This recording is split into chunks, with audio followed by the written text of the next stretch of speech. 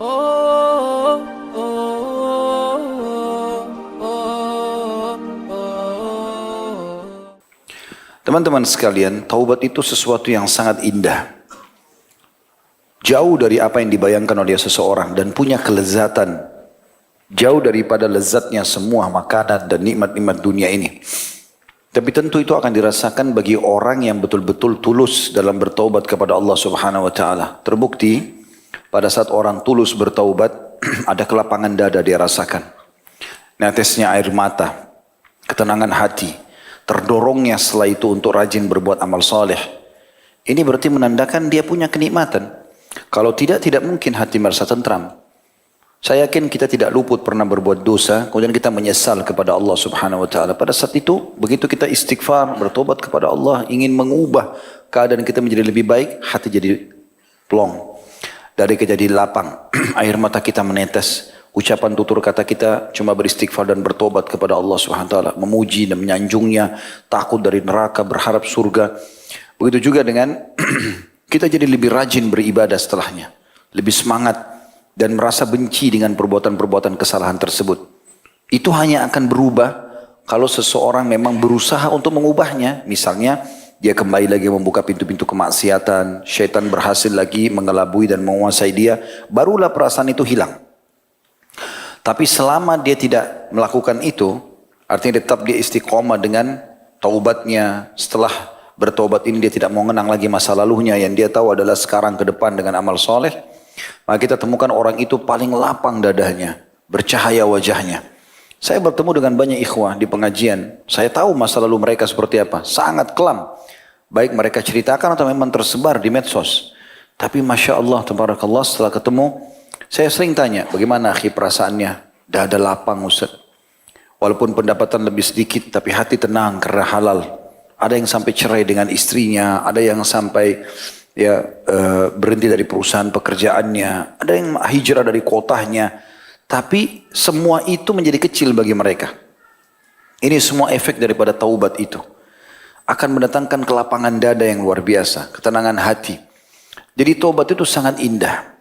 Coba lakukan dengan tulus, hanya antara anda dengan Allah Subhanahu wa taala. Wudu, sholat 2 rakaat di masjid seperti ini, rumahnya Allah dingin, sejuk, tenang. Sujud niat taubat kepada Allah Subhanahu wa taala, lalu sholat 2 rakaat beristighfar setelahnya, sebagaimana sabda Nabi SAW, tidak ada seorang hamba yang melakukan satu dosa kemudian dia berwudu, bersuci dengan sempurna, lalu dia sholat 2 rakaat dengan sempurna, dia berikan hak ruku, sujud, i'tidal sampai salamnya, kemudian dia beristighfar kepada Allah, kecuali Allah akan bersihkan dosa-dosanya. Setelah itu tugas kita cuma tinggal istiqomah. Kalau ada teman-teman yang bertanya, Ustaz, setelah kami coba taubat, luruskan niat-niat kami, apa yang harus kami lakukan? Jawaban saya sesuai dengan firman Allah Subhanahu wa taala, A'udzu billahi minasyaitonir rajim, wa'bud rabbaka hatta ya'tiyakal yakin. Sembah Tuhanmu sampai datang kepadamu kebenaran atau kematian. Saya subhanallah, komitmen setelah saya komitmen, saya harus ngajar nih, luangin waktu untuk ibadah. Karena kalau tidak dilowongkan, maka kapan kita akan terjun dan jerumuskan diri kita dalam agama ini. Terus saya paksakan diri dalam masalah ibadah. Saat itu pernah saya duduk subhanallah di satu, saya lupa waktu itu di sebuah tempat, ada tulisan di dinding, firman Allah Subhanahu wa taala, mata saya terlihat ke ayat itu. Saya kayak terenguh, tersentuh tadi ayat yang saya baca itu. Wa'bud rabbaka hatta ya'tiyakal yakin. Sembahlah Tuhanmu sampai datang kepadamu kematian. Saya menarik itu ke diri saya sendiri. Seakan-akan ada pesan ilahi, kalau sekarang tinggal kamu luruskan saja ini, istiqomah dalam kebaikan ini, ngajarkan agama, kau juga praktikin, sampai kau mati selesai. Itu yang diharapkan.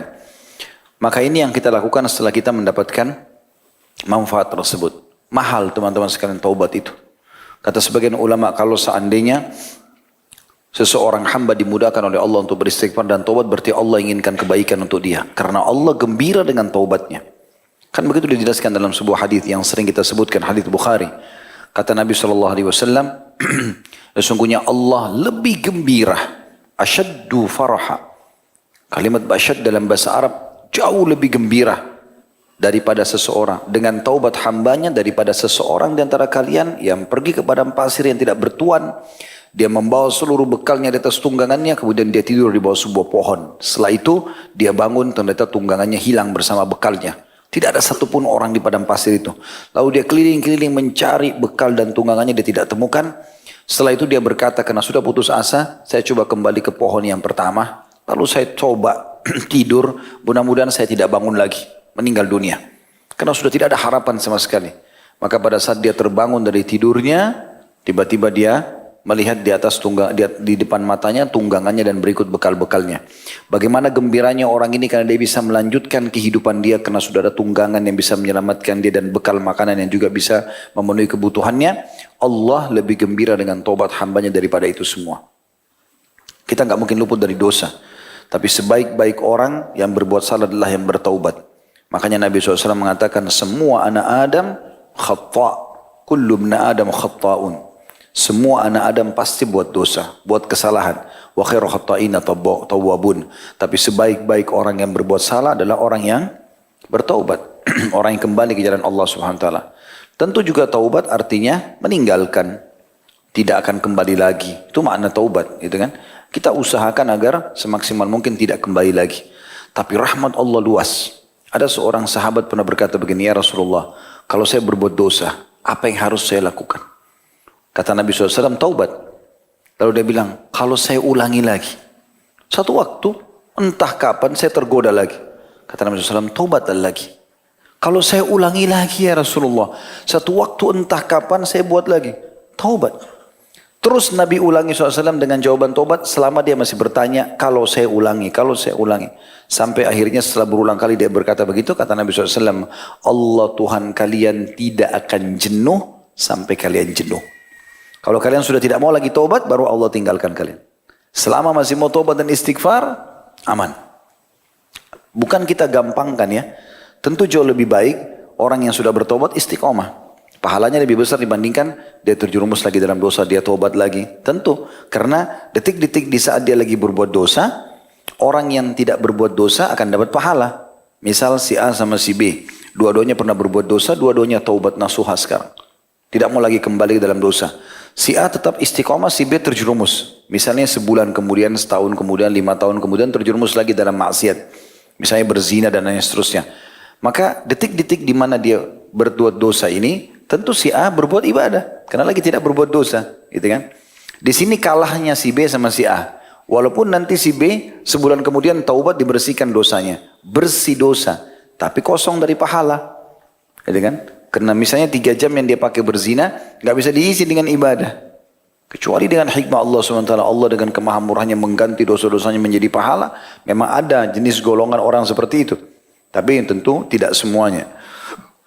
Oleh karena itu teman-teman sekalian, kalau ada godaan syaitan, toh gampang pintu taubat terbuka. Ya, tetapi kita perlu renungi 2 hal. Apakah kita bisa mencapai waktu kita bertobat itu? Misal orang buka pintu perzinahan malam ini, kemudian dia tanpa dia sadar, dia pikir gampang dia bisa tobat, ternyata malam itu juga dia meninggal. Jadi dia tidak sempat sampai di tobat itu. Yang kedua, kalaupun dia bisa diterima tobatnya, maka minimal detik-detik yang dia pakai maksiat tidak terisi amal soleh, dan itu tidak bisa diperbaiki sampai hari kiamat.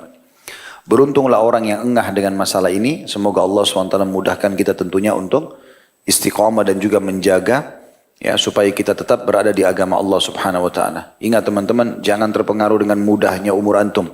Jangan terpengaruh dengan mulusnya kulit, ya. Kemudian belum terjangkaunya, belum tercapainya titel-titel dunia, baik itu titel akademika, baik itu prestasi harta kah, atau belum menikah. Semua ini mati tidak mengenal itu. Dia kalau datang dia akan menyambut semuanya orang yang saat ajalnya sudah datang. Waktu kita di dunia terbatas. Nikmati pada hal-hal yang dihalalkan saja, jauhi yang haram, sampai kita meninggal insya Allah kita akan mendapatkan apa yang sudah Allah janjikan.